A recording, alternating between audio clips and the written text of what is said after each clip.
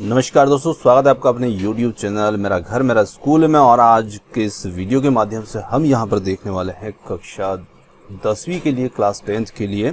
यहाँ पर आज हमारा सब्जेक्ट होगा मैथ्स का, और मैथ्स के अंदर हम देखेंगे चैप्टर फर्स्ट, और चैप्टर फर्स्ट जो कि है वास्तविक संख्याएं, रियल नंबर से संबंधित। तो चलिए और स्टार्ट करते हैं। और इस चैप्टर की आज हम जो प्रश्नावली देखेंगे वो होगी 1.1 एक्सरसाइज 1.1। तो चलिए स्टार्ट करते हैं और समझते हैं आज की हमारी जो एक्सरसाइज 1.1 है इसको। चलिए देखिए, सबसे पहले यहाँ पर एक्सरसाइज से पहुँचने से पहले आपको एक्सरसाइज से परिचय होना बहुत ज़रूरी है, और एक्सरसाइज के अंदर क्या क्या चीज़ें हम पढ़ेंगे और उनके बारे में आपको समझना बहुत ज़रूरी होता है।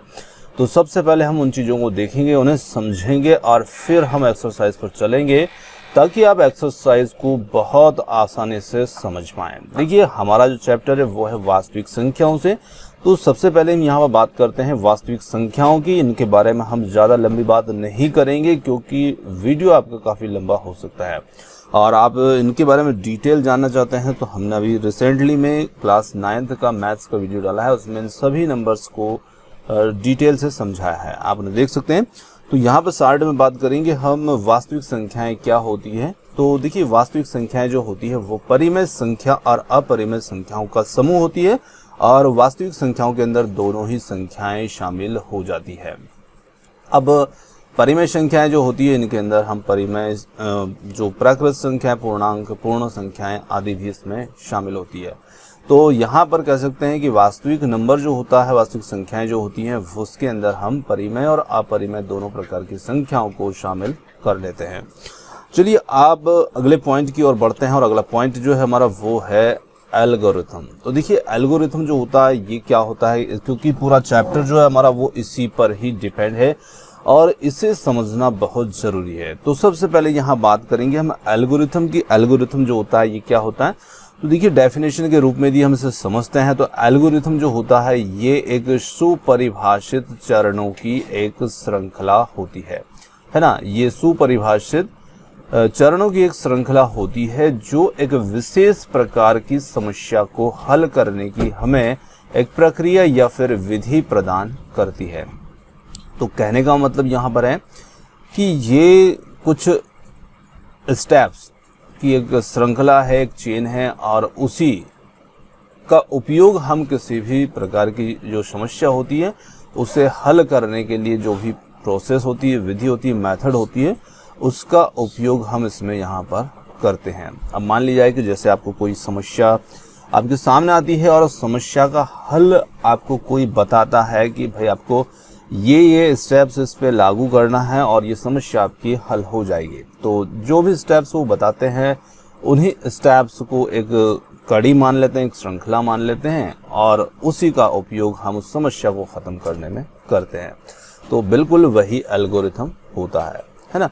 तो यहाँ पर एल्गोरिथम को हम इस प्रकार से परिभाषित कर सकते हैं। चलिए आगे हम इसमें बात करते हैं। अगली जो पॉइंट है हमारा वो है यहाँ पर लेमा।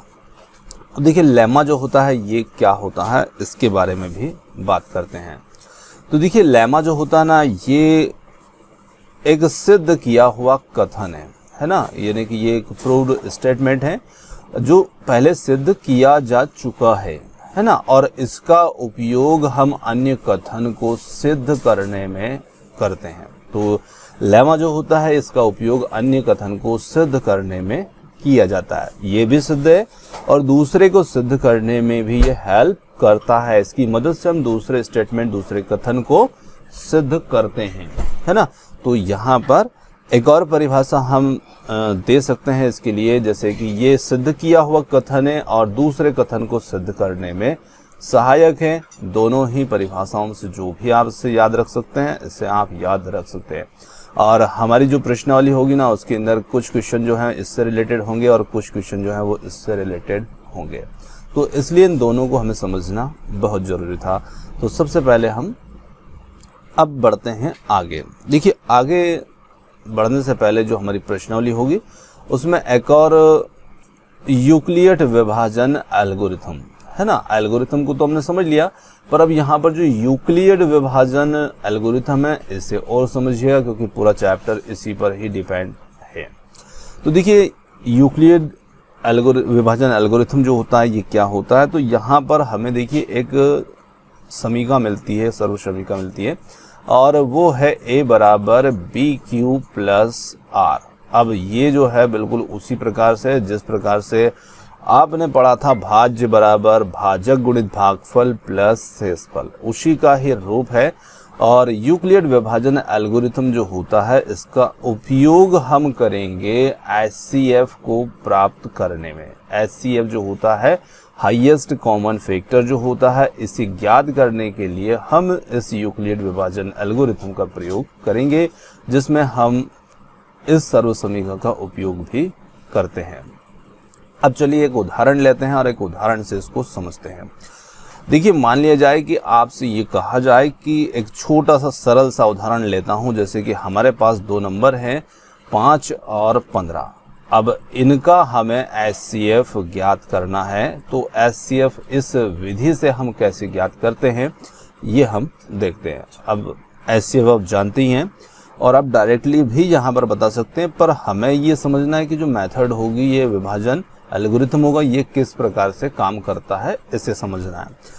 तो देखिए इसमें क्या होता है कि जैसे दो नंबर हमारे पास होते हैं, जैसे कि ये हमने एक ए है और एक बी है। तो यहाँ पर आपको ध्यान रखना है कि जो ए होगा बड़ा नंबर होगा उसे आपको ए मानना है, और बी जो होगा वो छोटा नंबर होगा तो इसे हम बी मान लेते हैं, है ना।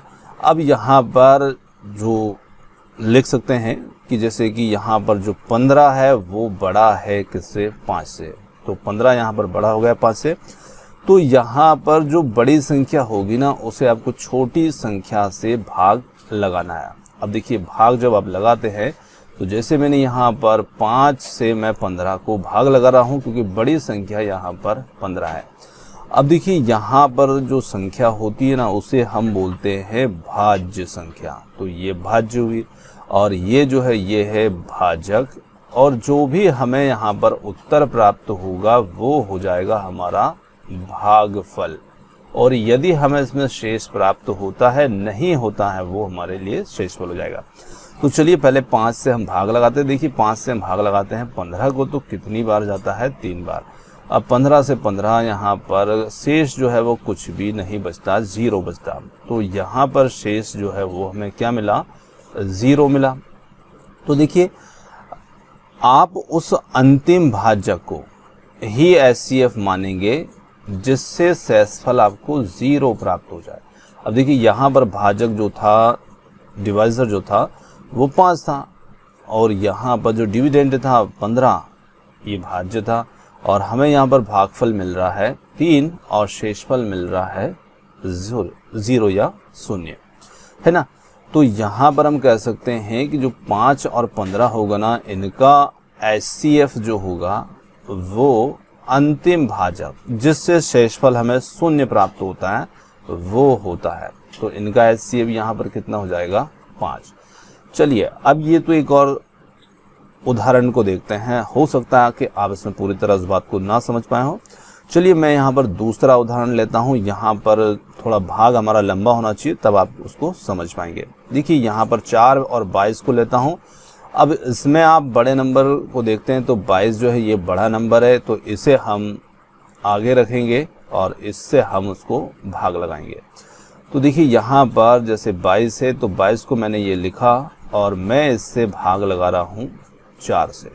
अब 4 से मैं इसे भाग लगाऊँ कितनी बार होगा, 5 बार। तो यहाँ पर 20 हुआ और शेष यहाँ पर प्राप्त हुआ 2।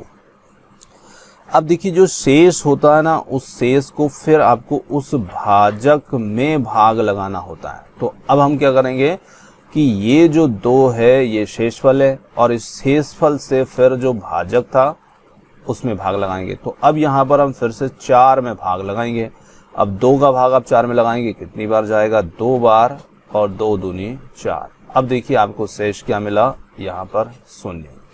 और यहाँ पर अंतिम भाजक जिससे आपको शेष क्या मिले, 0 मिले, तो वो अंतिम भाजक कौन है, यहाँ पर 2, जो कि इसका शेष था। तो इस प्रकार से हम उसमें स्टेप टू स्टेप भाग को आगे बढ़ाते ही जाएंगे जब तक कि हमें शेषफल शून्य प्राप्त ना हो जाए, तब तक हम भाग को जारी रखते हैं, है ना। तो अब आप समझ गए होंगे कि इस प्रोसेस के अंदर हमें पहले जो संख्याएं मिलती है उनमें से बड़ी संख्या को हमें भाज्य समझना है और छोटी को भाजक, उससे भाग लगाएंगे, फिर शेषफल जो प्राप्त होता है उस शेषफल को से फिर हम भाजक को भाग लगाएंगे, फिर वो भाज्य बन जाएगा। ऐसे ही क्रम को आगे बढ़ाते रहते हैं और जो लास्ट में जो भी भाजक हमारा होगा जिससे शेषफल हमें शून्य प्राप्त हो जाए, वो उन दोनों नंबर का HCF होता है ना। तो यहाँ पर 4 और 22 का HCF कितना हो जाएगा, तो वो हो जाएगा 2। तो उम्मीद करते हैं कि इस प्रोसेस को आप समझ गए हैं और ये पूरी तरीके से भाग की ही मेथड है ना, भाग ही है। पर यहाँ पर क्या है कि उसको उठाकर उसमें भाग देते हैं, फिर उसको उठाकर उसमें भाग देते हैं, ये तो यही यूक्लिड विभाजन एल्गोरिथम है। और भाग तो आप जानते हैं। तो यहाँ पर HCF निकालने के लिए इस प्रकार की जो मेथड है, स्टेप्स है, चरण है, वो हमें समझाए गए और इन्हीं को नाम दे दिया गया कि यूक्लिड विभाजन एल्गोरिथम। अब ये समीका जो होगी ये हमें इस प्रकार से प्रयोग करना होता है और इसी के अनुसार हमें स्टेप्स इसके अंदर लिखने होते हैं। अब स्टेप्स किस प्रकार से लिखने होंगे तो उसके लिए हम प्रश्नावली के अंदर उस चीज को समझ लेंगे। चलिए अब हम आते हैं हमारी जो मेन एक्सरसाइज है उसके ऊपर। चलिए अब हम स्टार्ट करते हैं हमारी जो एक्सरसाइज प्रश्नावली 1.1 है इसे। देखिए यहाँ पर पहला क्वेश्चन है, निम्नलिखित संख्याओं का HCF ज्ञात करने के लिए यूक्लिड विभाजन एल्गोरिथम का प्रयोग कीजिए। तो जो अभी यूक्लिड विभाजन एल्गोरिथम हमने देखा समझा, उसी का प्रयोग करके हमें इसमें HCF को ज्ञात करना है ना। अब HCF को ज्ञात करने के लिए हम किस प्रकार से इनका उपयोग करेंगे, किस प्रकार से ज्ञात करेंगे, समझते हैं। देखिए पहले वाले क्वेश्चन को यहाँ पर देखेंगे जिसमें संख्याएं हैं 135 और 225। सबसे पहला काम आपको यहाँ पर करना है कि दोनों में से जो बड़ा नंबर है उसे आपको समझना है कि ये नंबर यहाँ पर बड़ा है और ये नंबर छोटा है। अब देखिए यहाँ पर हम कह सकते हैं चरण 1 लिखें। अब देखिए मैं संख्याओं को नहीं उतार रहा हूँ, चरण पहला जो हमारा यहाँ पर होगा उसमें हम क्या करेंगे कि यहाँ पर जो नंबर हमें मिल रहे हैं तो यहाँ पर 225 जो है ये बड़ा है 135 से, है ना। अब यहाँ पर हम क्या करेंगे, यूक्लिड विभाजन प्रमेय का प्रयोग करते हैं। तो यूक्लिड विभाजन प्रमेय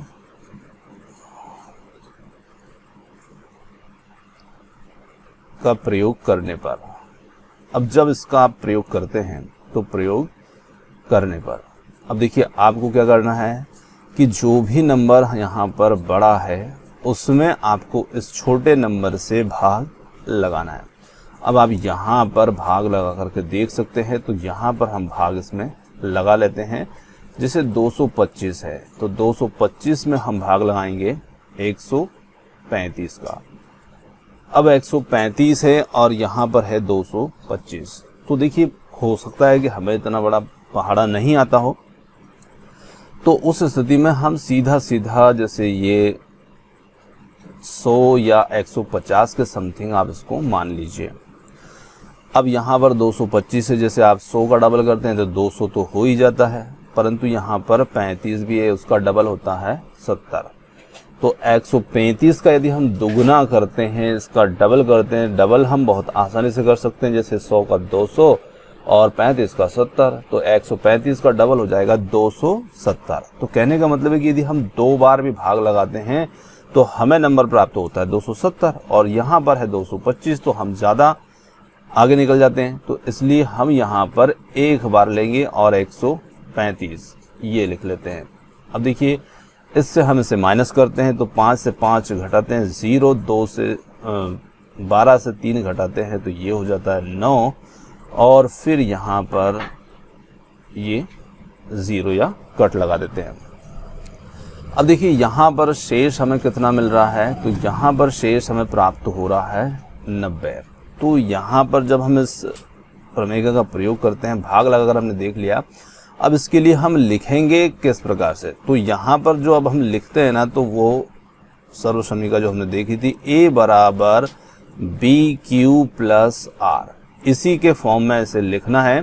तो A के रूप में हम बड़ी संख्या को रखते हैं, तो यहाँ पर हम लिखेंगे 225 और बराबर B, और यहाँ पर है Q और यहाँ पर है R।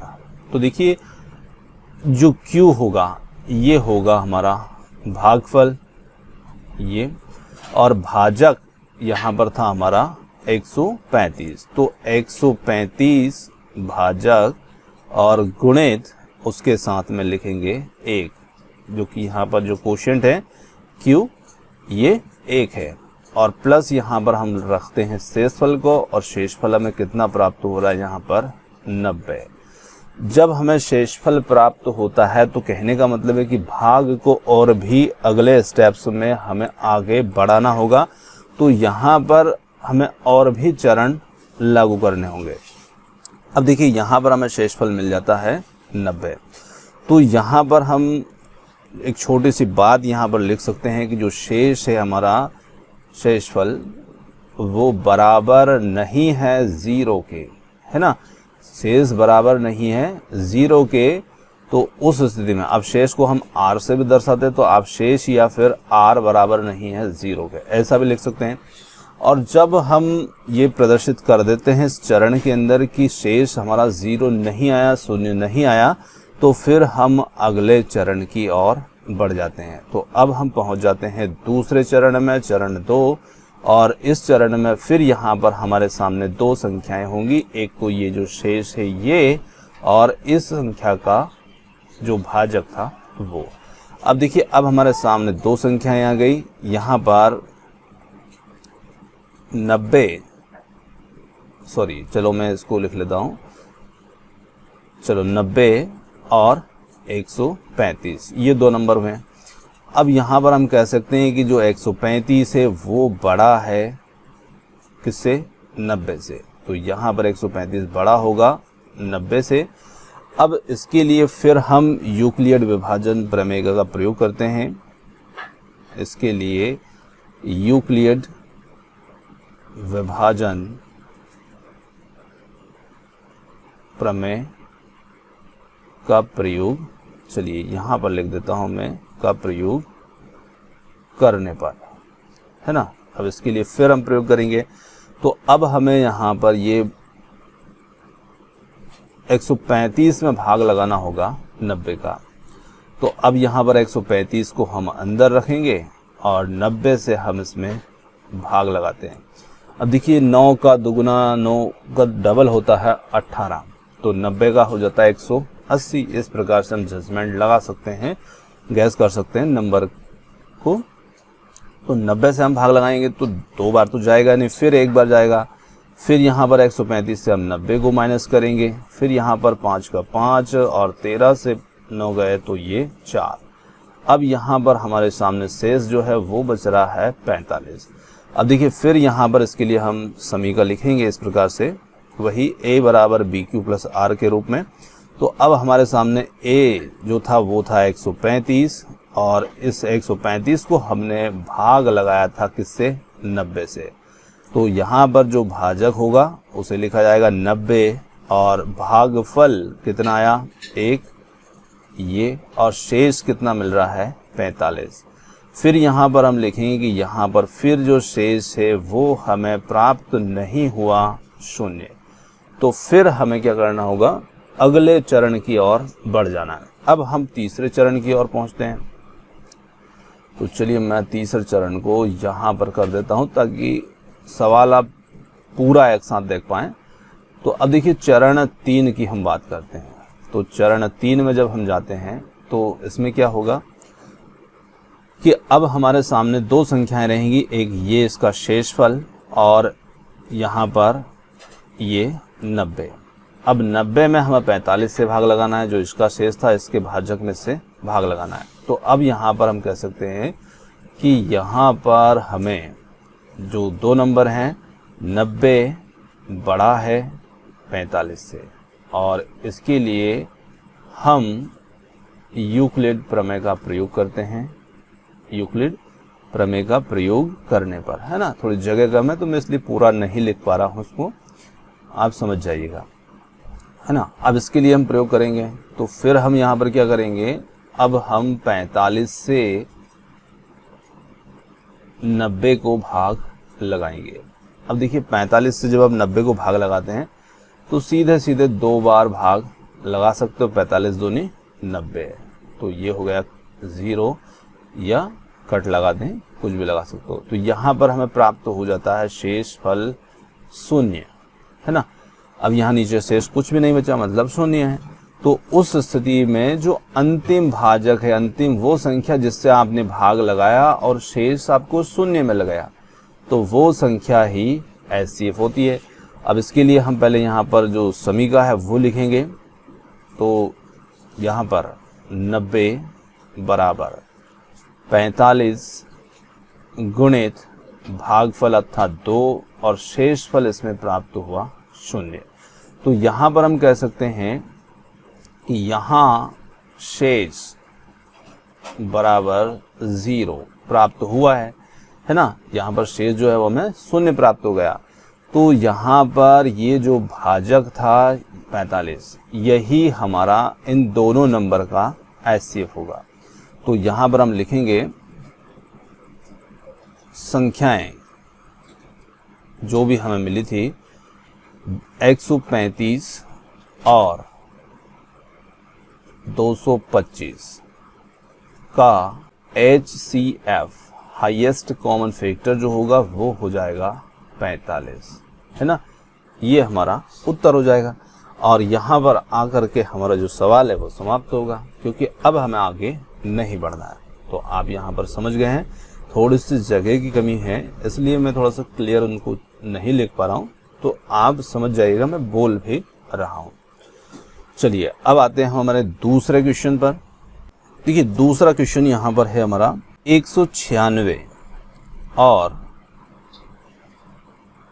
38,220।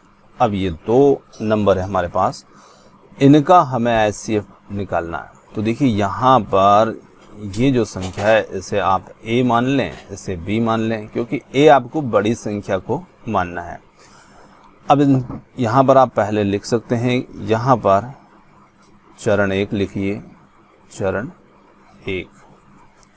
देखिए चरण 1 में हम लिखते हैं कि 38,220 जो होगा ये बड़ा है 196 से। तो 196 से हमें 38,220 को भाग लगाना है।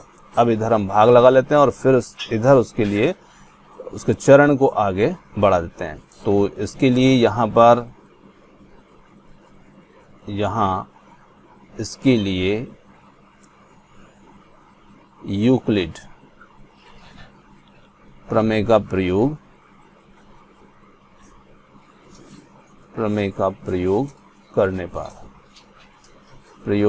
करने पर प्राप्त करते हैं। अब क्या हम प्राप्त करेंगे वो हमें यहाँ पर लिखना है, और वो हमें इसी रूप में लिखना है, A बराबर BQ प्लस R के रूप में। देखिए अब यहाँ पर सबसे पहले हम इसको भाग लगाते हैं। तो यहाँ 196 को रखेंगे भाजक के रूप में, और भाज्य के रूप में हम रखेंगे 38,220 को। इसे हम भाग लगाएंगे और जो भी हमें भागफल इसमें मिलता हो। अब देखिए सबसे पहले यहाँ पर 196 है, तो ये लगभग सन्निकट है 200 के। अब आप इसे राउंड फिगर में 200 मान लीजिए, और यहाँ पर 3 अंक को देखिएगा, ये 3 अंक मैं इनके ऊपर लाइन खींच रहा हूँ, ये 382 है। अब 382 और यहाँ पर से आप 200 मानते हैं तो 200 दूनी 400 हो जाता है, और यहाँ पर सिर्फ 382 है। तो ये डबल करने पर ज़्यादा हो रहा है, 196 का हमें पहाड़ा नहीं आता है, तो हम ऐसे अनुमान लगा लेते हैं। ये लगभग 200 मान लें, क्योंकि 4 अंक ही तो कम है, 4 संख्याएं तो कम है इसके अंदर, तो हम इसे 200 मान लें, 200 दूनी 400, तो यहाँ 382 है, तो ज़्यादा ऊपर निकल जाएंगे हम, तो इसलिए हम एक बार ही भाग इसमें लगाते हैं।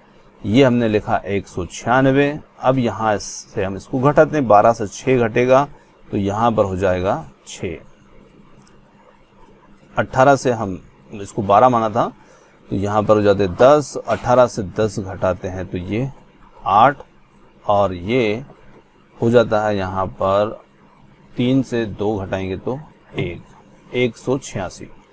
अब देखिए ऊपर से हम लेके आते हैं यहाँ पर 2, तो हमारे लिए संख्या बन गई 1862 या 1862।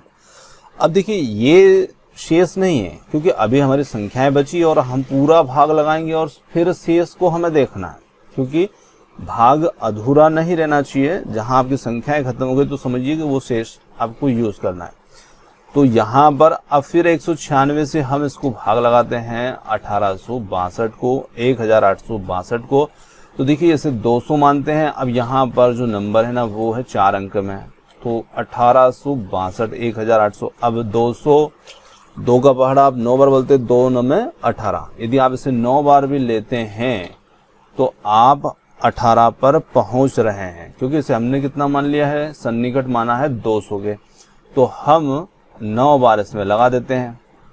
अब 9 का गुणा आप इन तीनों अंक में करते जाइए और यहाँ क्रम से इनके नीचे लिखते जाइए। अब देखिए 9 का गुणा हम 6 में लगाएंगे, गुणा करेंगे 6 में, तो 9 6 54, 54 का 4 होगा, हासिल 5, और फिर 9 का गुणा 9 में करेंगे, 9 में 9 में 81, 81 और 5 हमारे लिए हो जाएंगे 81 और 5 86, 86 का 6 हासिल आया 8, 8 9 का 1 में गुणा करेंगे, 9 एकम 9 और 8 17, तो ये हो जाता है 1764। अब फिर इससे हम इसको माइनस करते हैं, तो जैसे हम इसको माइनस करेंगे तो 12 से 4 घटाते हैं तो यहाँ पर हो जाता है 8, और यहाँ 16 से हम 7 घटाते हैं तो ये हो जाता है 9, है ना, और यहाँ कट, यहाँ कट, तो 9 98 बच रहा है। अब यहाँ पर हमारे पास एक लास्ट में 0 और है, इसे हम उतार के यहाँ लाते हैं तो ये संख्या बन जाती है 980। अभी भी ये शेष नहीं मानेंगे इसको, क्योंकि भाग हमारा अभी जारी है इसी संख्या में। अब फिर यहाँ पर लगाएंगे, देखिए 200 है और 200 का भाग आप यदि 5 बार 200 में 5 का गुणा करते हैं तो 1000 पे पहुँचते हैं। तो यहाँ पर 980 है और यहाँ पर आप पहुँचेंगे 2 पंजे 10 मतलब 1000। तो 5 बार में आप लगभग 1000 के समथिंग पहुँच रहे हैं, पर इसमें अभी 4 अंक कम भी हैं, ये भी हमें ध्यान रखना है। तो अब हम यहाँ पर 5 बार लगा करके देख लेते हैं, गुणा करते हैं, 5 6 30, देखिए हासिल आया 3। 5 का हम 9 में गुणा करेंगे, पनम 45, 45 और 3 हासिल के जो थे वो 48, 48 का 8 हासिल आया 4। 5 का हम 1 में गुणा करेंगे, 5 एकम 5 और 4 9, तो यहाँ पर अब देखिए हमें शेष मिल रहा है 0, है ना, तो यहाँ पर शेष प्राप्त होगा 0। अब वो कौन से नंबर से, तो हम एक ही नंबर से भाग लगा के लेके आ रहे हैं और हमें इसी नंबर से यहाँ पर शेष प्राप्त हो गया 0। तो यहाँ पर हम कहेंगे, इसलिए इसे लिख देते हैं पहले इस रूप में, तो 38,220 बराबर, है ना। अब यहाँ पर b भाजक कितना था 196 और इसमें गुणित 195, क्योंकि भागफल हमें 195 प्राप्त हुआ और प्लस शेषफल 0 प्राप्त हुआ। तो इसे हम इस प्रकार से यहाँ पर लिख देंगे। अब यहाँ पर हम लिख सकते हैं कि यहाँ शेष जो r है वो बराबर है 0 के, है ना। यहाँ पर शेष r बराबर है 0 के, तो हमें अगले चरण में नहीं जाना है। तो यहाँ पर हम लिखेंगे कि इन दोनों संख्याएं, अतः दोनों संख्याएं जो भी हमारी है, दोनों संख्याएं 196 और 38,220 का HCF हाईएस्ट कॉमन फैक्टर जो होगा वो कितना होगा 196, है ना। तो यहाँ पर हमारा जो उत्तर होगा वो हो जाएगा 196। इस प्रकार से हम इसे सॉल्व कर लेंगे। चलिए अब बढ़ते हैं हम तीसरे क्वेश्चन की ओर। वाले क्वेश्चन के अंदर है 867 और 255, और यहाँ पर हम कह सकते हैं कि 867 जो है वो बड़ा है 255 से। अब इसके लिए हम क्या हल कर सकते हैं, तो मैं यहीं से सवाल को यहाँ पर लिख सकते हैं, और इसके लिए फिर जो चरण हमारे बनेंगे, पहला चरण फर्स्ट, और चरण फर्स्ट में हम लिखेंगे कि यहाँ पर जो 867 है वो हमारी संख्या बड़ी है 255 से। तो इनके लिए जब हम यूक्लिड विभाजन प्रमेय का प्रयोग करते हैं, इनके लिए यूक्लिड विभाजन प्रमेय का प्रयोग करने पर प्राप्त होता है। अब क्या प्राप्त होगा, जो भी हम भाग लगाएंगे वो हम यहाँ पर समीका के रूप में लिखेंगे। प्राप्त होता है, देखिए क्या प्राप्त होता है, तो यहाँ पर रखते हैं हम 867 को और यहाँ पर रखते हैं 255 को, है ना। अब देखिए 255 जो है वो हम कह सकते हैं कि 250 मान लीजिएगा, तो 250 मान लें से राउंड फिगर में। अब 250 का 3 बार गुणा करते हैं तो 250 है ना, उसको 25 समझ लो, क्योंकि 0 तो आपके पास रखा ही, आप बाद में लगा देना। 25 3 75, तो 250 3 भी 750 हो जाएगा, क्योंकि उसमें भी 0 आ जाएगा।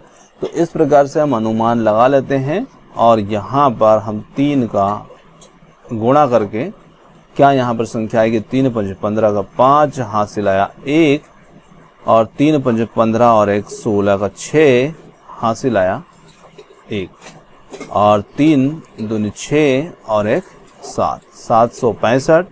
अब यहाँ पर 7 से 5 माइनस करते हैं तो ये हो जाता है 2, और 6 से 6 0, 8 से 7 जाता है तो 1।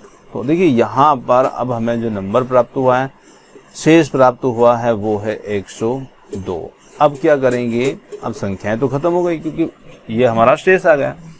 तो देखिए अब जो शेष है हमारा वो इस 255 में हम भाग लगाएंगे इस शेष का।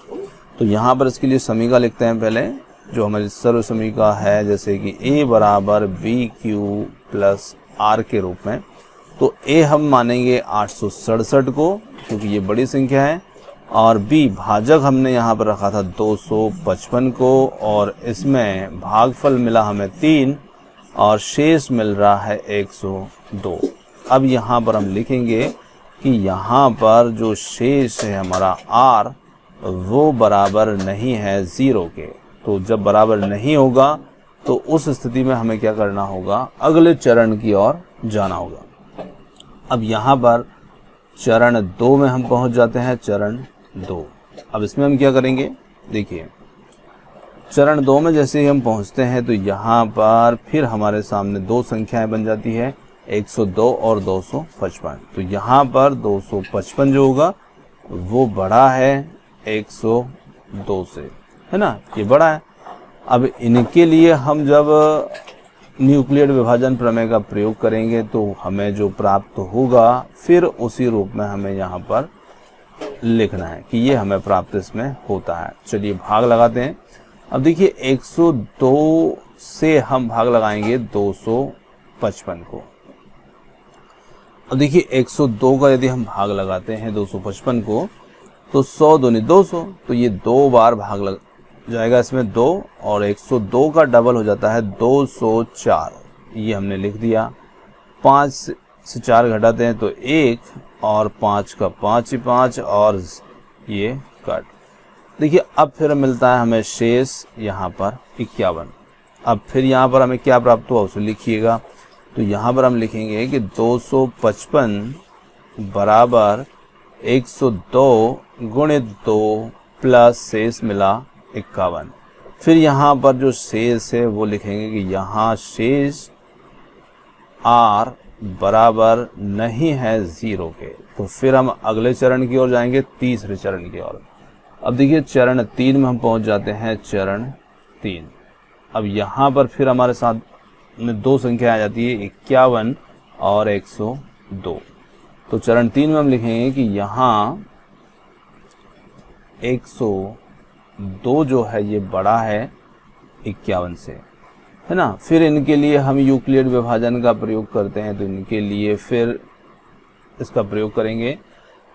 अब प्रयोग करने पर हमें क्या भागफल, क्या शेषफल मिलता है वो हम देखते हैं। देखिए यहाँ पर भाग लगा रहा हूँ मैं 51 और इससे भाग लगाना है 102 को। अब देखिए 50 दूनी 100 होता है, तो 51 दूनी 102 हो जाता है ना। तो 51 दूनी 102, ये शून्य, ये शून्य, ये शून्य। अब यहाँ पर शेष क्या मिल रहा है हमें, शून्य। तो मतलब भाग हमारा जो चरण होगा वो हमारा समाप्त हो जाएगा। अब यहाँ पर जो प्राप्त होता है उसे इस रूप में लिख देते हैं, 102 बराबर 51 गुणित 2 प्लस शेष प्राप्त होता है 0। अब यहाँ पर हम लिखेंगे कि यहाँ पर शेष जो है हमारा r बराबर 0 प्राप्त हुआ। तो यहाँ पर जो हमें दी गई संख्याएं थी, अतः 867 और 255, है ना। इसका HCF जो होगा वो हो जाएगा, किस नंबर से हमें शेष प्राप्त हुआ, 51। तो यहाँ पर उत्तर हो जाएगा 51, है ना। ये हमारा शेषफल HCF होगा।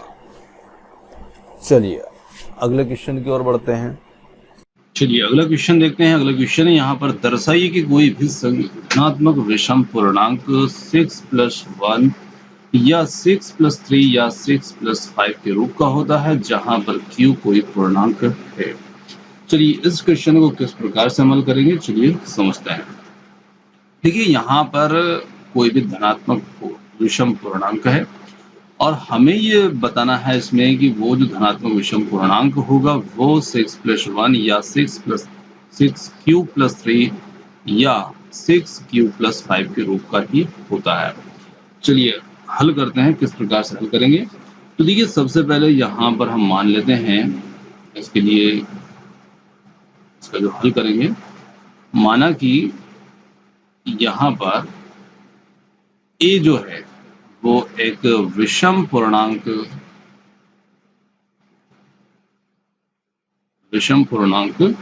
है और वो जो विषम पूर्णांक होगा, देखिए वो क्या है, 6Q दिख रहा हमें पर 6Q जो है वो यहाँ पर भी है, यहाँ पर भी है और यहाँ पर भी है। अब देखिए यहाँ पर जो हमारी समीका होती है उसे हम लिखते हैं कि A बराबर BQ+R।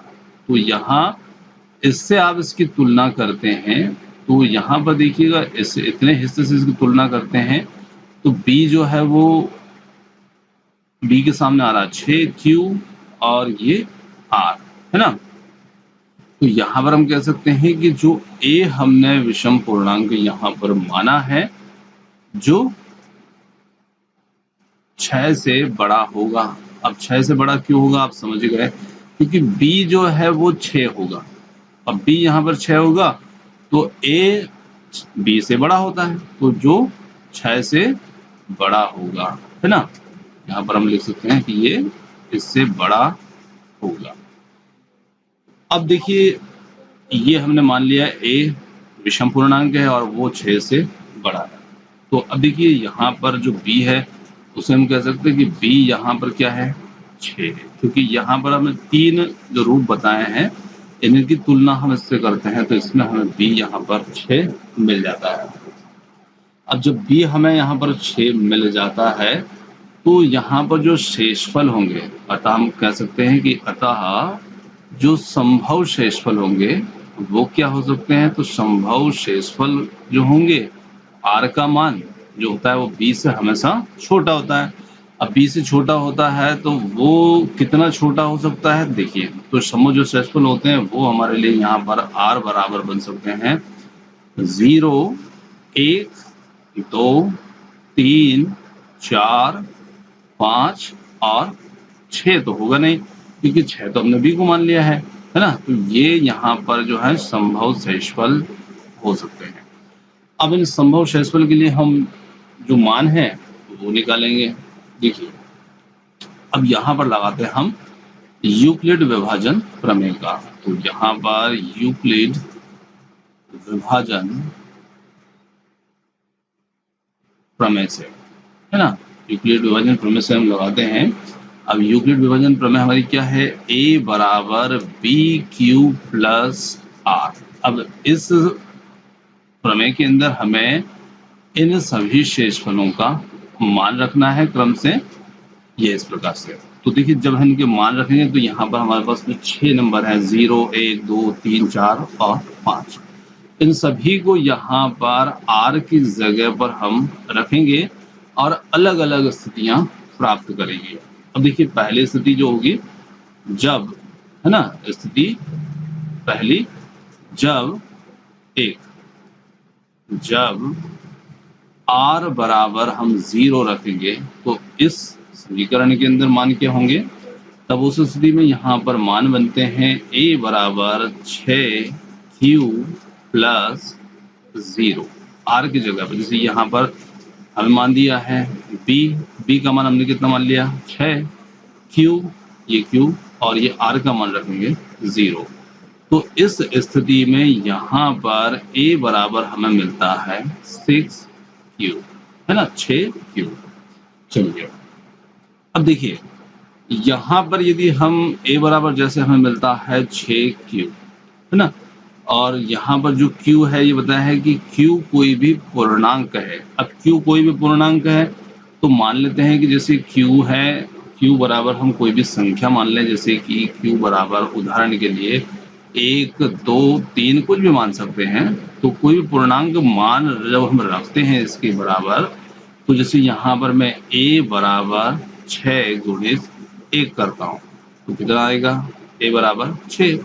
और यदि 2 रखता हूँ तो 6 दूनी 12 आएगा, 3 रखता हूँ तो 6 त्रिया 18 आएगा। तो इस स्थिति में जैसे मैंने यहाँ पर मान रखा 1, 2 या 3 कुछ भी, तो जो भी संख्या हमें यहाँ पर प्राप्त हो रही, जैसे कि 6 प्राप्त हुई, अब ये 2 से विभाज्य है या नहीं है, तो ये विभाज्य 2 से हो जाती है। तो कहने का मतलब है कि यहाँ पर जो हमें a बराबर 6q मान जो प्राप्त हो रहा है, ये मान जो है ये एक सम संख्या के रूप में प्राप्त हो रहा है। यहाँ पर वो a जो होगी वो एक सम संख्या होगी जो 6q रूप में होगी। चलिए अब हम यहाँ पर दूसरे मान को रखते हैं, जैसे स्थिति 2 के अंदर। चलिए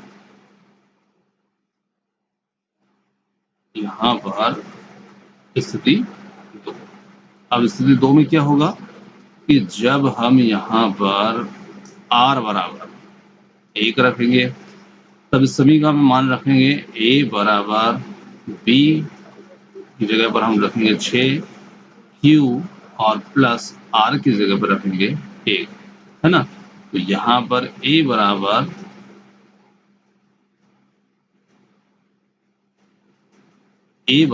चलिए ये मैं हटा देता हूँ 6q प्लस 1, है ना। स्थिति 2 में जब r बराबर 1 रखा तो हमें ये समीकरण मिलती है। अब हम बात करते हैं स्थिति 3 की।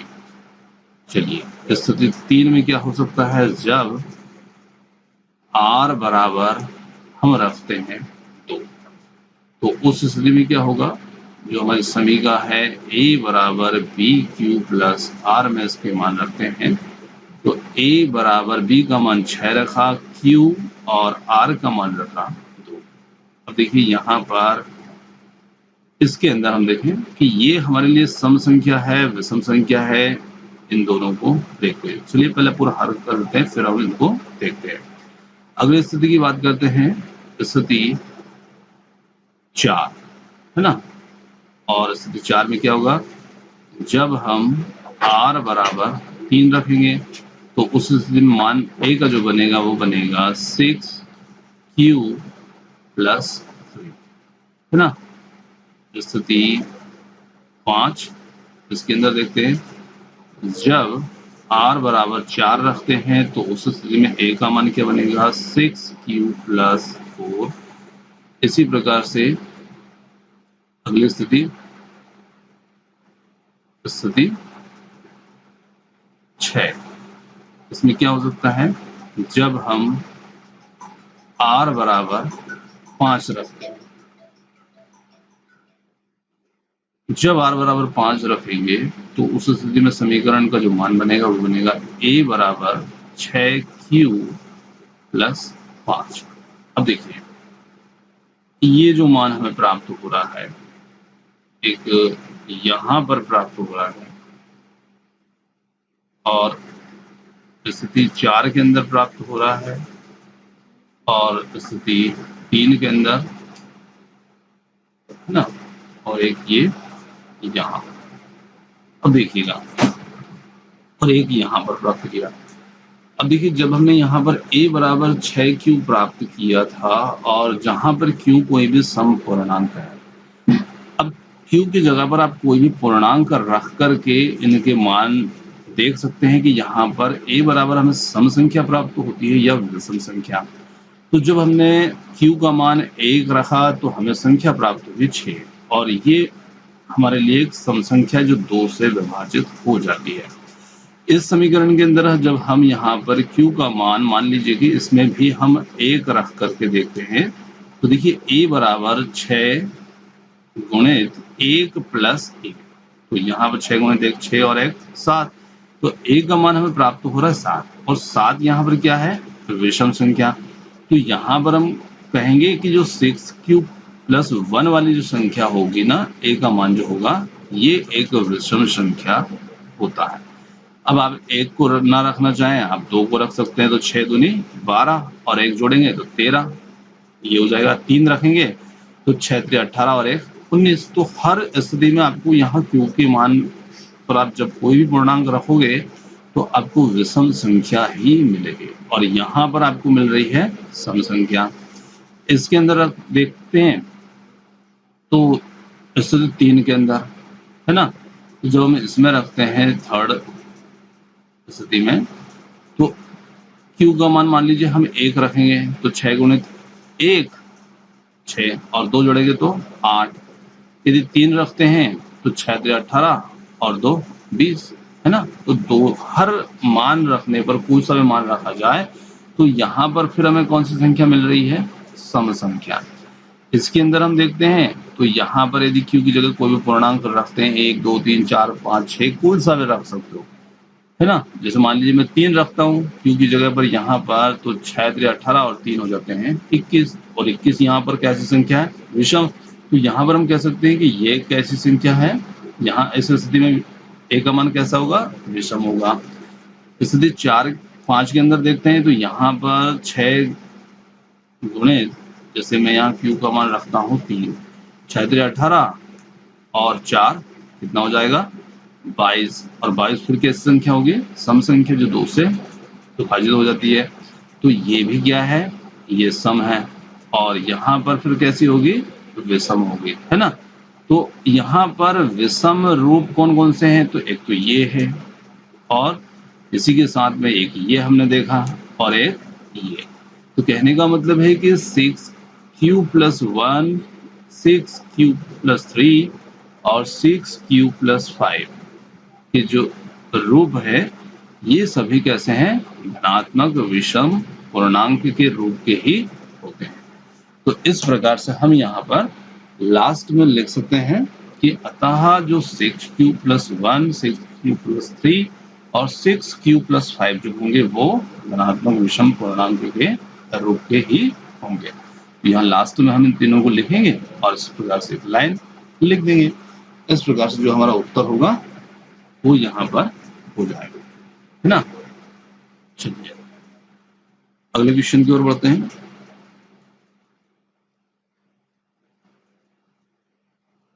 देखिए अगला जो क्वेश्चन है वो है हमारा, किसी परेड में 616 सदस्यों वाली एक सेना आर्मी की जो टुकड़ी है उसको 32 सदस्यों वाली आर्मी बैंड के पीछे मार्च करना है और दोनों समूह को समान संख्या वाले स्तंभों में मार्च करना है।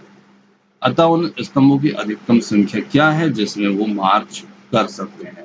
तो देखिए, आप प्रश्नावली को ध्यान दीजिएगा कि प्रश्नावली के अंदर आप क्या चीजें निकाल रहे हैं कि यूक्लिड विभाजन प्रमेय से आप एचसीएफ निकाल रहे हैं। तो यहाँ से आपको हिंट मिल ही जाती है कि सवाल के अंदर आपको क्या है, एचसीएफ निकालना है। दोनों समूहों को समान संख्या वाले, मतलब दोनों समूह को समान संख्या वाले स्तंभों में मार्च करना है और उन स्तंभों की अधिकतम संख्या क्या होगी। अधिकतम संख्या क्या होती है जो दोनों की हो, तो उसे हम हाईएस्ट कॉमन फैक्टर कहते हैं। तो यहीं से हमें हिंट मिल जाती है कि इसमें भी हमें एचसीएफ ही ज्ञात करना है। चलिए, अब एचसीएफ के लिए हमारे 2 नंबर होना चाहिए, तो वो 2 नंबर यहाँ पर हमें मिल रहे हैं। अब इसके लिए हम हल करेंगे। तो देखिए, यहाँ पर जो संख्याएं हैं हमारी वो क्या है, तो संख्याएं यहाँ पर हमारे लिए है 616 और 32, ये 2 संख्याएं हैं। अब इसमें हम किस प्रकार से हल करेंगे, तो जो अभी हम यूक्लिड विभाजन प्रमेय है उसी से हम हल कर लेते हैं, ताकि पूरा हमारा जो चैप्टर है, पूरी जो प्रश्नावली है वो एक जैसे ही प्रश्नों के साथ हो। चलिए हल करते हैं। तो देखिए, इनका हमें क्या करना है, एचसीएफ निकालना है। इनका हमें एचसीएफ इसमें ज्ञात करना है और उसके लिए हम यूक्लिड विभाजन प्रमेय का उपयोग करते हैं। तो यूक्लिड विभाजन प्रमेय से, है ना, ये हम इससे हल करते हैं। तो देखिए, यहाँ पर हम कह सकते हैं कि जो 616 होगा ना वो बड़ा है इससे 32 से। अब यहाँ पर वही चरण लिखते हैं। पहला चरण, पहले चरण में क्या होगा, चरण 1 हल करेंगे। तो यहाँ पर हम कह सकते हैं कि यहाँ जो 616 है वो बड़ा है 32 से, और इसके लिए जब हम इसके लिए यूक्लिड विभाजन प्रमेय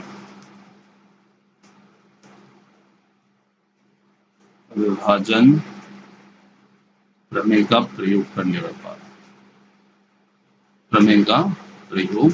करने पर प्राप्त होता है। क्या प्राप्त होता है वो हम देखते हैं। तो यहाँ पर हम क्या करेंगे, पहले इसमें भाग लगाएंगे।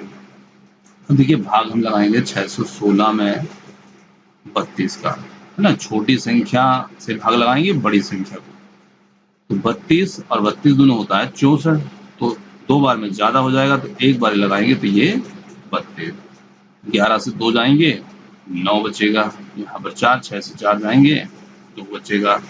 29 ऊपर से 6 उतारेंगे 296। अब देखिए, ये 296 शेष नहीं है क्योंकि अभी हमारा सवाल ही चल रहा है। तो अब हम फिर इसके अंदर फिर भाग लगाएंगे। तो देखिए, 30 मान लीजिएगा इसको, और 30 सते, मतलब 3 सते 21। तो 30 मानते हैं तो 7 बार में 210 हो रहा है। 8 बार लगा रहे हैं तो 30 अठे 240, है ना। तो 240 भी छोटा है क्योंकि 296 तक पहुंचना में। तो यहाँ पर हम लगाते हैं 9 बार। अब देखिए, 9 बार लगाएंगे तो कितना आएगा, तो 3 27, मतलब 30 मान रहे हैं हम इसको, तो 270 से ऊपर चले जाएंगे हम। तो 9 दूनी 18, गुणा करेंगे 2 में, 9 दूनी 18, 18 का 8 हासिल आया 1, और 9 3 27, 27 और 1 28, तो ये हो गया 288। अब इससे हम घटाते हैं तो 6 16 से 8 जाएंगे तो बचेगी यहाँ पर 8, यहाँ कट, यहाँ कट। तो देखिए, ये क्या हुआ हमारे लिए, यहाँ पर ये शेष हुआ। अब शेष कितना आया, 8। अब इसके लिए यहाँ पर हम जो यूक्लिड विभाजन प्रमेय का हमने प्रयोग किया तो हमें यहाँ पर क्या प्राप्त हुआ, तो यहाँ पर हम लिखेंगे 616 बराबर 32 गुणित 19 और प्लस शेष कितना मिल रहा है, 8। अब यहाँ पर हम कह सकते हैं कि यहाँ जो शेष है r वो बराबर नहीं है 0 के या 0 के। तो फिर क्या करना होता है, जब बराबर नहीं होता 0 के तो फिर हमें चरण 2 में जाना होता है। और चरण 2 में जैसे हम जाते हैं चरण 2, तो चरण 2 के लिए फिर हमें 2 संख्या मिल रही है। एक मिल रही है 8 और एक मिल गई है 32। अब यहाँ पर कह सकते हैं कि जो 32 होगा वो बड़ा है 8 से। फिर इसके लिए हम वही लाइन लिखेंगे कि यूक्लिड विभाजन प्रमेय का प्रयोग करने पर हमें प्राप्त होता है। अब क्या प्राप्त होगा, भाग लगाते हैं। तो देखिए अब हम 8 से भाग लगाएंगे 32 को, 8 चुगु 32, और यहाँ पर हो गया ये कट या शून्य लगा ले। तो यहाँ पर शेष हमें क्या मिल रहा है, यहाँ पर मिल रहा है शून्य, है ना। अब शून्य मिल रहा है तो हमने लास्ट भाजक हमारा कौन था जिससे हमने भाग लगाया था, वो है 8। तो यहाँ पर इसके लिए हम पहले समीकरण लिखेंगे, 32 बराबर 8 गुणित 4 प्लस 0 या शून्य, है ना। अब यहाँ लिखेंगे कि यहाँ पर जो शेष है वो बराबर है शून्य के। तो फिर हमें अगले चरण पर नहीं जाना है, यहाँ जो हमारा भाजक था वही हमारा उत्तर हो जाएगा। तो इसके लिए हम कह सकते हैं कि इन दोनों संख्या 616 और 32 का जो HCF होगा वो कितना हो जाएगा, तो वो हो जाएगा, मैं यही लिख रहा हूँ, लास्ट में जो लिखेंगे खुला है ना, संख्याएं 616 और 32 का HCF जो होगा वो 8 हो जाएगा। तो ये हमारा उत्तर आ जाएगा 8। चलिए अगले क्वेश्चन की ओर बढ़ते हैं। देखिए अगला जो क्वेश्चन है वो है यहाँ पर, यूक्लिड विभाजन प्रमेय का प्रयोग करके दर्शाइए कि किसी धनात्मक पूर्णांक का वर्ग किसी पूर्णांक m के लिए 3m या 3m+1 के रूप का होता है। अब देखिए यहाँ पर हमें वही कोई भी धनात्मक पूर्णांक लेना है, फिर उसका वर्ग करना है, और उसका वर्ग किसी पूर्णांक m के लिए या तो 3m या 3m+1 के रूप का होता है। चलिए समझते हैं किस प्रकार से हल करेंगे। यहाँ पर हमें संकेत मिल रहा है इसके अंदर, जैसे मान लीजिए x को धनात्मक पूर्णांक है, तब यह 3q+1 या 3q+2 के रूप में लिखा जा सकता है। अब वो चाहे सम हो विषम हो कुछ भी हो, और इनमें से प्रत्येक का वर्ग कीजिए और दर्शाइए कि इन वर्गों को 3m या 3m+1 के रूप में लिखा जा सकता है। चलिए इसे हल करते हैं। देखिए इसे हल करने के लिए हम फिर से वही मानते हैं, जैसे हमने माना कि पूर्णांक a, है ना, और यहाँ पर जो भी पूर्णांक हम मान रहे हैं उसके लिए 3m+1। अब देखिए 3m या 3m+1 इसकी तुलना हम उसी से करते हैं जो हमारी समीकरण होती है, जैसे कि a बराबर bq+1 से। तो b के लिए हमें संकेत इसमें मिल रहा है कि b हम क्या मान लें, b बराबर हम मान लें 3। अब देखिए जब b बराबर हम 3 मानते हैं, है ना, माना कि यहाँ पर एक कोई पूर्णांक है और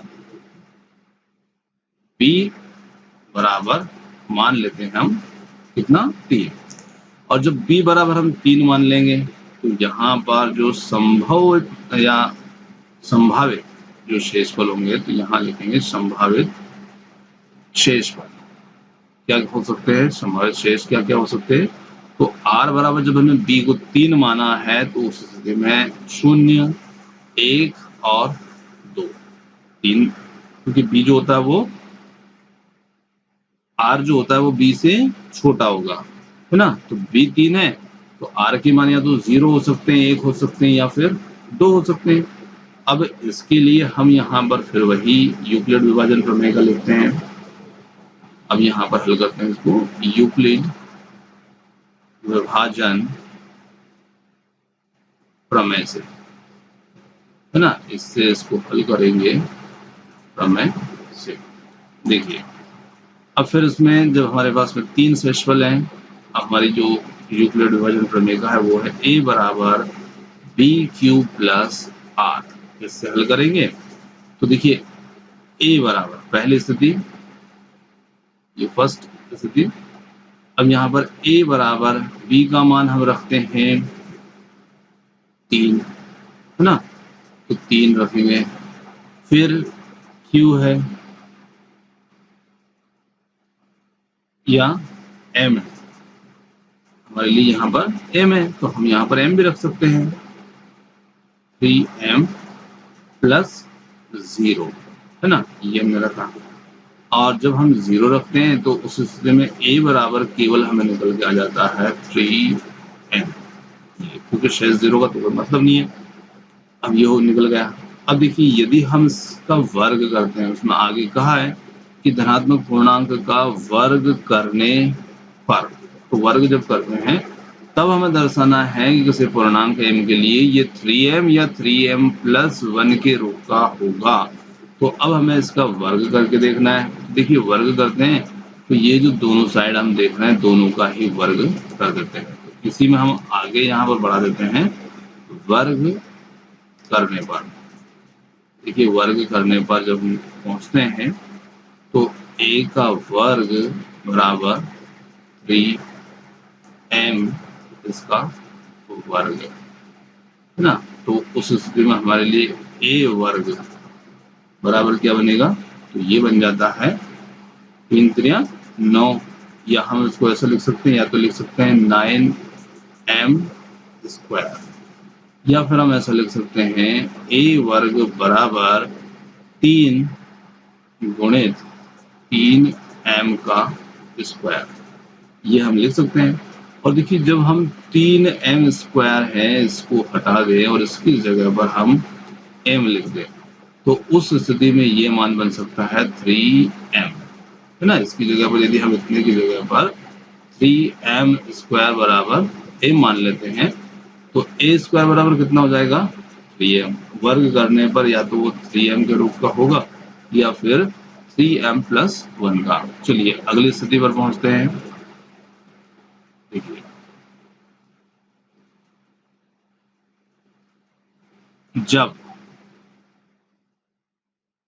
दूसरी स्थिति हमारी, जब r बराबर 1 होगा तो उस स्थिति में क्या मान होंगे, तो उस स्थिति में a बराबर हमने लिखा था 3m प्लस 1, है ना, वही समीकरण का रूप है bq प्लस r का। अब r बराबर हमने 1 रखा, ये 3m मान लिया bq को।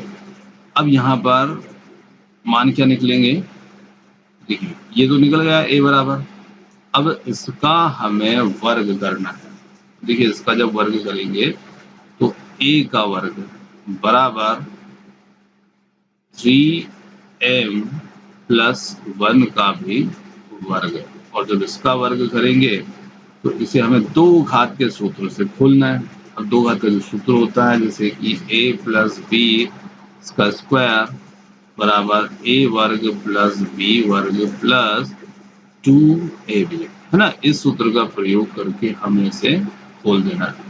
देखिए जब इसे खोलेंगे तो यहाँ तो a वर्ग है, अब यहाँ पर a के रूप में कौन है 3m, तो यहाँ पर हम लिखेंगे 3m का स्क्वायर, ये ब्रैकेट में लिखना है।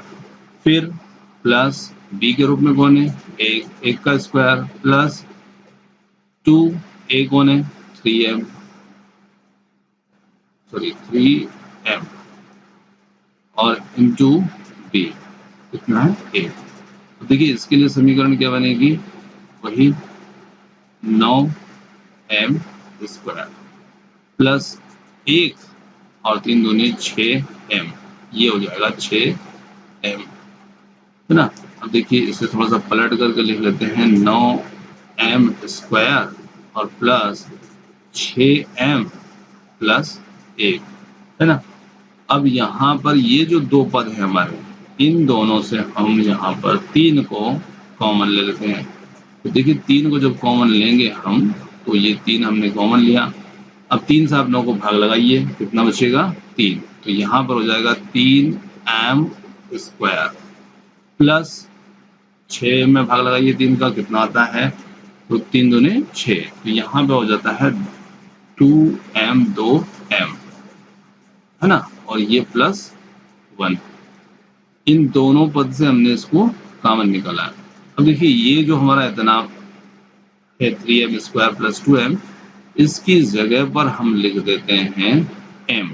तो इस इतने की जगह पर लिखेंगे m, तो ये हो जाएगा 3m प्लस 1। अब देखिए जब हमने r का मान 1 रखा था तो उस स्थिति में भी मान जो निकल गया है वो कितना आया 3m प्लस 1। तो ये मान हमें इसमें निकल के आ जाता है। चलिए अब आगे बढ़ते हैं। ठीक है, तीसरी स्थिति जो होगी, अब तीसरी को मैं यहाँ कर रहा हूँ, थोड़ी सी जगह की कमी है, मैं यहाँ कर देता हूँ, छोटे अक्षरों में लिख रहा हूँ। देखिए जब r बराबर हमने देखा था 2 है ना, 1 रख दिया, 0 रख दिया, अब r बराबर हम रखेंगे 2, तो उस स्थिति में हमारे लिए समीकरण क्या बनेगी, a बराबर 3m प्लस 2, ये हमारे लिए समीकरण बनेगी। अब देखिए इस समीकरण को हल करते हैं, आगे इसका वर्ग करते हैं, a वर्ग बराबर 3m प्लस 2 का वर्ग। अभी जैसे हमने वर्ग किया था वैसे ही इसको खोलना है, और जब हम इसे खोलेंगे तो ये क्या मान बनेंगे, तो देखिए मैं इसे खोल देता हूँ। a का वर्ग मतलब कि 3m, तो वही हो जाएगा 9m स्क्वायर। फिर b का वर्ग, b क्या है 2, 2 का वर्ग हो जाएगा 4। फिर आगे बढ़ते हैं प्लस 2ab, तो 2 और गुणित 3m प्लस 2, देखिए 9m स्क्वायर, 3 दूनी 6 और दूनी 12, ये हो जाएगा प्लस 12m प्लस, ये 4 को मैं पीछे लिख रहा हूँ, ये 4 है ना, ये हमारा चल रहा है। अब देखिए यहाँ से फिर हम इस 9m 12m इसमें से हम कॉमन लेते हैं, और जो 4 है इसे हम लिख लेते हैं, चलिए मैं थोड़ा सा कॉमन लेता हूँ, ये 9m स्क्वायर प्लस 12m, और मैं 4 को मैंने लिख दिया 3 प्लस 1, इस रूप में मैंने इसे लिख दिया। और देखिए अब ये 3 पद है हमारे सामने यहाँ पर, और इन तीनों पद से 3 को कॉमन लीजिए।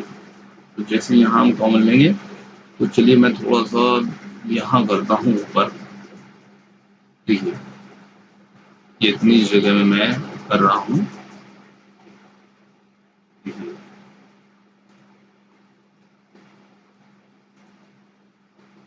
ए स्क्वायर बराबर हमारा जो मान है 3 इसमें से कॉमन लेंगे, है ना, तो 3 जब हम कॉमन लेंगे इसमें से, तो 3 त्रिया 9, 3m स्क्वायर, 3 चुक 4m, और फिर ये जो 3 है, 4 को जो हमने 3 प्लस 1 लिखा था, तो इससे भी हम 3 ले लेते हैं, सॉरी 3 लेंगे तो 1 बचेगा, है ना, ये, और प्लस ये 1 पीछे का बचेगा। अब देखिए यहाँ पर ए स्क्वायर बराबर, जब ई जो इतना है इसकी जगह पर हम रख सकते हैं m, तो ए स्क्वायर बराबर 3m प्लस 1, ये हो जाएगा, है ना, तो इस रूप में हम इसे लिख सकते हैं। अब देखिए यहाँ पर किसी भी धनात्मक पूर्णांक का जब हमने वर्ग किया तो m के लिए यह या तो 3m के रूप में लिखा गया ये, और या फिर ये 3m प्लस 1 के रूप में लिखा जा सकता है। यहाँ पर भी देखिए 3m प्लस 1 आया, और यहाँ पर भी 3m प्लस 1 आया, तो इस प्रकार से हम इसे हल कर लेंगे। चलिए अगले क्वेश्चन की ओर बढ़ते हैं।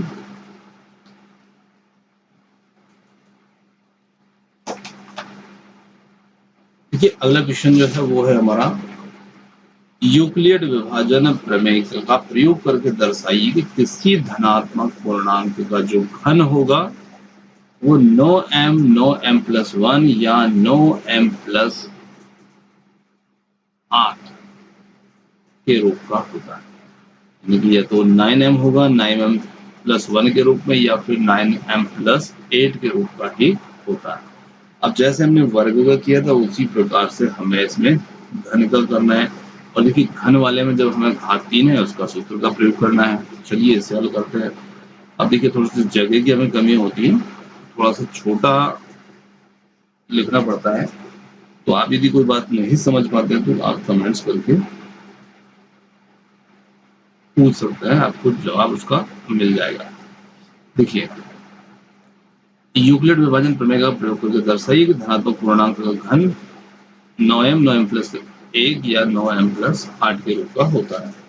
अब देखिए यहाँ पर फिर हम मानते हैं, माना कि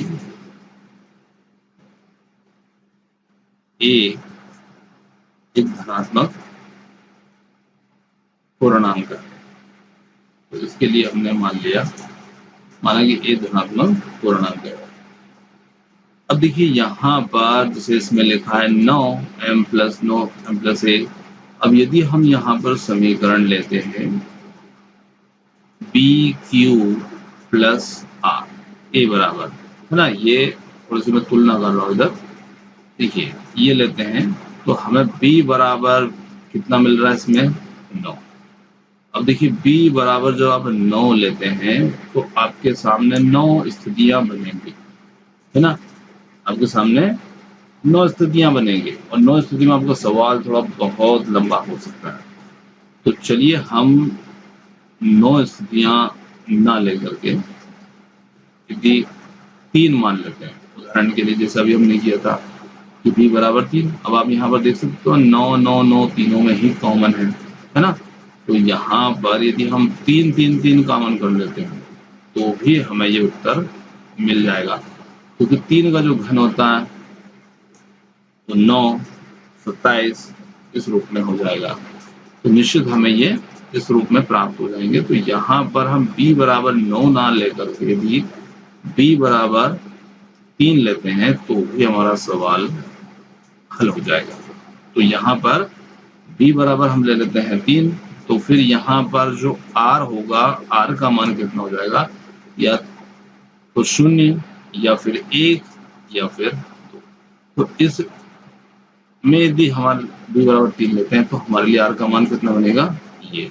और यदि हम b बराबर 9 लेते हैं तो 0 1 2 3 4 5 6 7 8, है ना, ये मान हमारे लिए थोड़ा आगे तक जा सकता है। तो हम b बराबर 3 लेकर के इसे हल कर सकते हैं। देखिए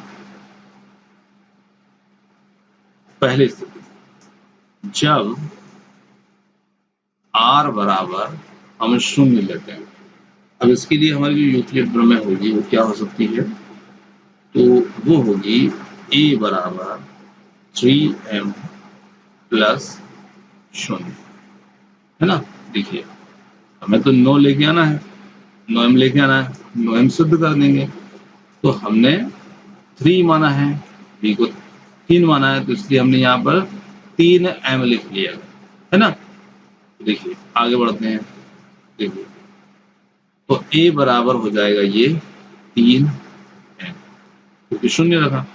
अब इस स्थिति में यहाँ पर यदि हम घन करते हैं तो घन करेंगे तो इसकी घात भी 3 और यहाँ पर 3m इसका भी। अब दोनों साइड को जब हमने घन किया तो यहाँ पर तो हुआ a क्यूब और यहाँ पर कितना हो जाएगा, 3 3 9 9 3 27, तो ये हो जाएगा 27m क्यूब, है ना। अब ये घात केवल m के लिए है। अब देखिए यहाँ पर हम a क्यूब बराबर 27 जो है, इससे हम 9 को निकाल लेते हैं कॉमन। देखिए यहाँ पर 27 की जगह पर कितना बचेगा, 3m क्यूब, है ना, ये बचेगा।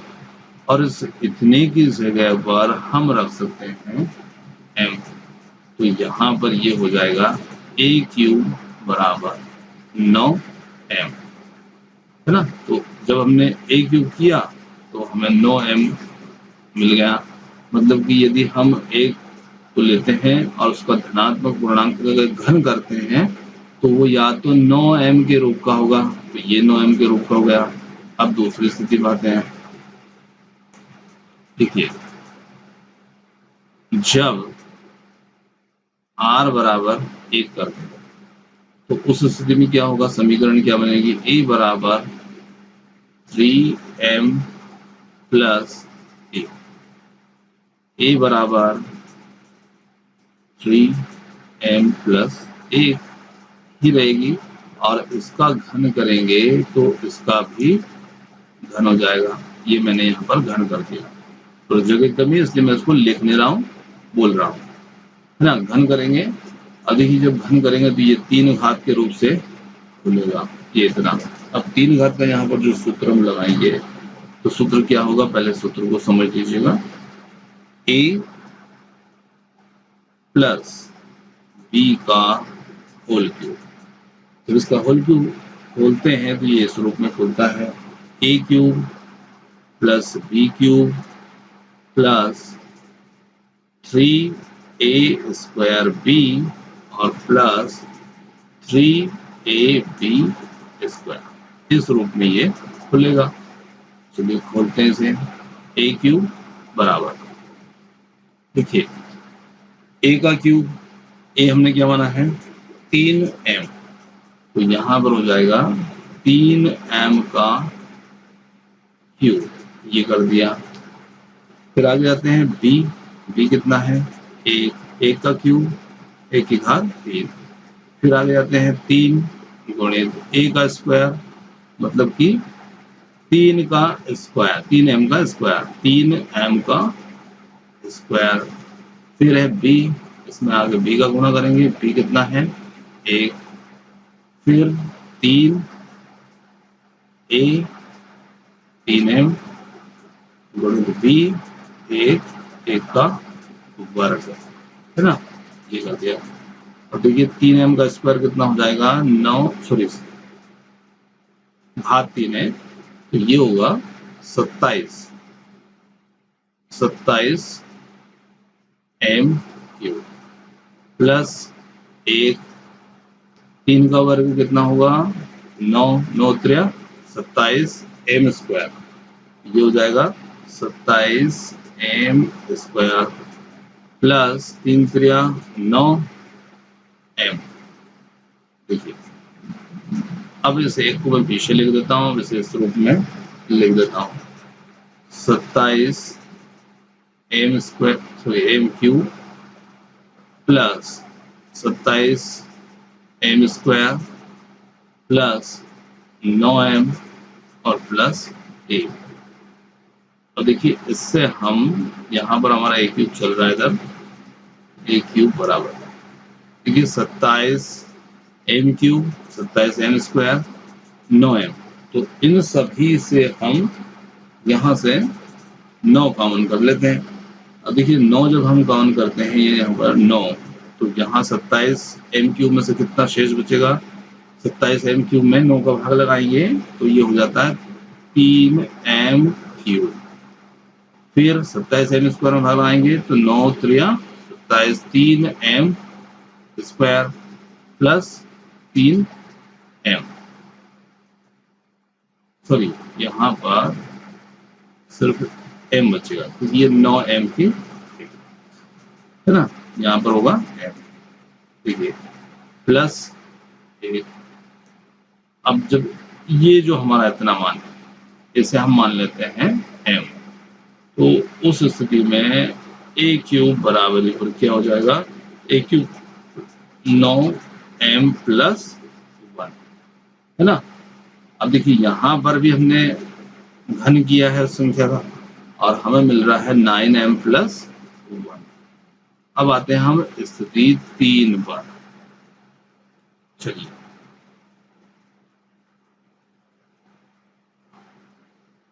स्थिति थर्ड जो होगी, जब r बराबर 2 रखें, अब देखिए तब स्थिति समीकरण क्या बनेगी, a बराबर 3m प्लस 2, अब इसमें भी हमें घन करना होगा, तो यहाँ पर भी घन करते हैं। ए क्यूब बराबर 3m + 2 का होल क्यूब। फिर इसे होल क्यूब के सूत्र से हम खोलेंगे। अब देखिए इसे खोलेंगे, सूत्र इधर लिखा ही हुआ है, तो आप यहाँ पर देख सकते हैं इसको।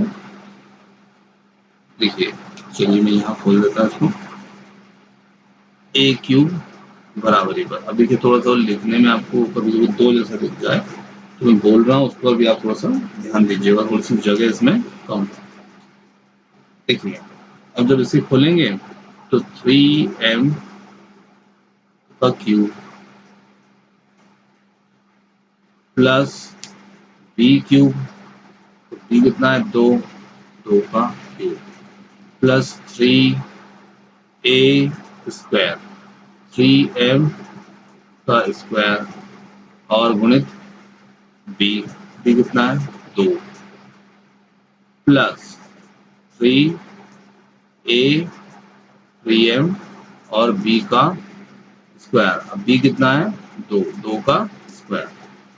चलिए 9 3 27 m क्यूब प्लस 2 दूनी 4 दूनी 8, 2 का क्यूब है तो ये हो जाएगा 8, प्लस कि यहाँ पर होगा 3 का 3m का क्या है ये स्क्वायर है, तो इसका मान तो हो जाता है 9, और 9 3 27 और 27 दूनी 54, तो ये हो जाएगा 54m स्क्वायर। प्लस यहाँ पर है 2 दूनी 4, क्योंकि 2 का वर्ग 4, 4 3 12 और 12 3 36, ये हो जाएगा 36m।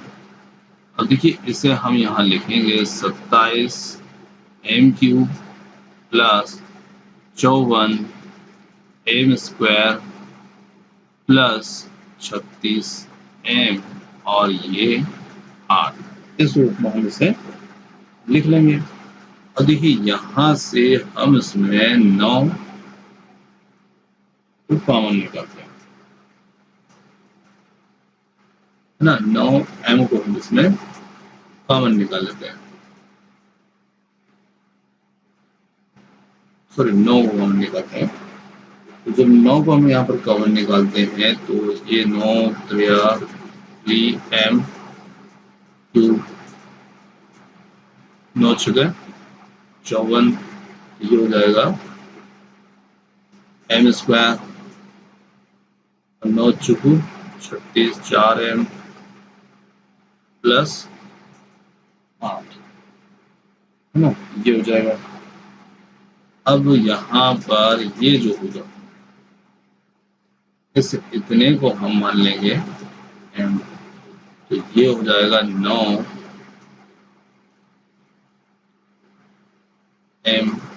प्लस 8, और इधर है हमारा a क्यूब, है ना, इस रूप में से हल करेंगे। देखिए जब हम कोई भी संख्या मानते हैं और पूर्णांक का घन करते हैं, तो घन करने पर वो या तो हमें इस रूप का प्राप्त होगा या फिर इस रूप का या फिर इस रूप का, ये प्राप्त होता है। चलिए ये हो गया हमारा इस प्रकार से 5वां सवाल।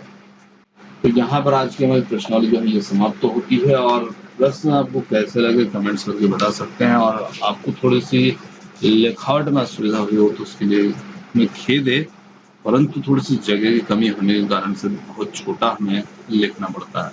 सुना हो तो वीडियो को लाइक शेयर और चैनल को सब्सक्राइब कर सकते हैं, और आपने हमें वीडियो सुना उसके लिए बहुत बहुत धन्यवाद। Thank you so much. मिलते हैं जल्द ही एक और नए किसी वीडियो के साथ।